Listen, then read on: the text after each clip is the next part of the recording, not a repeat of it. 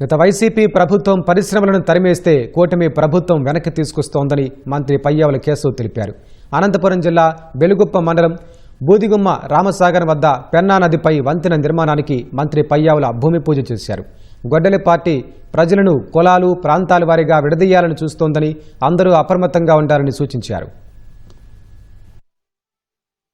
పవన్ కళ్యాణ్, నరేంద్ర మోడీ, చంద్రబాబు నాయుడు గారి జోడీని చూసి ఇవాళ గొడ్డలి పార్టీ నాయకులు మనకు చిచ్చు పెట్టేటువంటి ప్రయత్నం చేస్తున్నారు.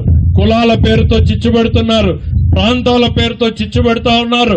ప్రతి ఒక్కరూ కూడా అప్రమత్తంగా ఉండాల్సినటువంటి పరిస్థితి ఉంది అనేటువంటి చెప్తున్నాం. సిగరెట్ తాగడం మనిషికి హానికరం అని బొమ్మేసి చెప్తారు.